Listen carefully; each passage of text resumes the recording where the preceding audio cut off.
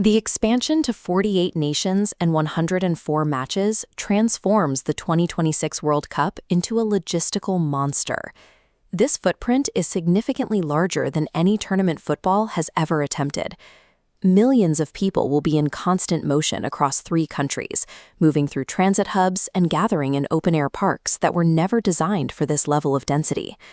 Intelligence briefings from both federal and state officials have already warned that criminals and adversaries directly to the tournament's doorstep. This combination of unprecedented physical scale and the host nation's geopolitical baggage has created a dangerously complex target matrix. On a macro level, the United States is hosting nations it is currently at odds with, turning routine match logistics into a high-stakes diplomatic standoff. Tensions with Iran have reached a point where their national team discussed moving matches to Mexico, citing credible threats and a lack of convincing security assurances from the U.S. government. Aggressive immigration policies are adding more friction. Travel bans and visa pauses now impact visiting fans from nations like Senegal, Haiti, and Pakistan, making simple attendance a legal and political ordeal.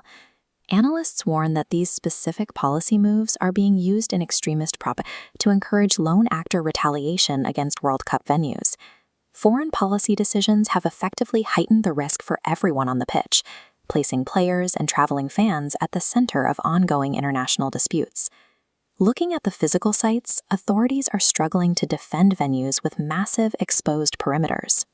Securing MetLife Stadium involves locking down miles of highways and vast parking lots that surround the gates. The most critical vulnerability is the sky. Planners are working to prevent drone incursions over these open-air stadiums.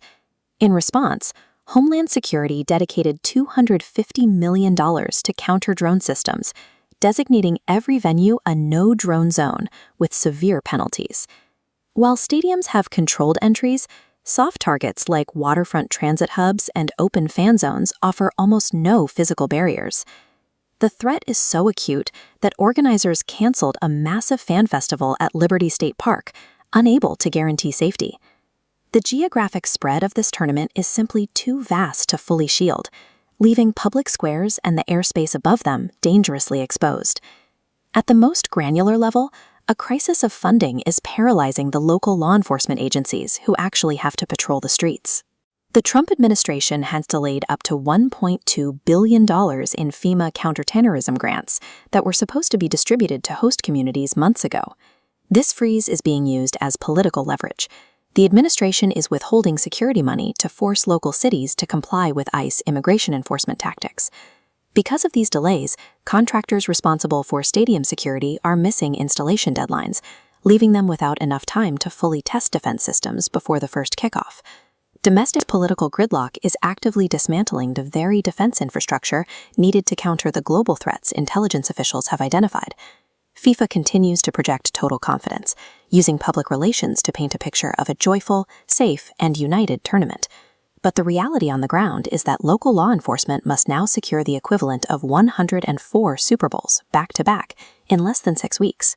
The security shield meant to protect this event is already cracking under the weight of geopolitical friction and bureaucratic dysfunction. The 2026 World Cup will test the absolute limits of how the modern world hosts mega events in an era of extreme international and domestic polarization. If these security gaps aren't closed in the final months of preparation, this tournament could be remembered for a catastrophic failure to protect the fans who came to celebrate it.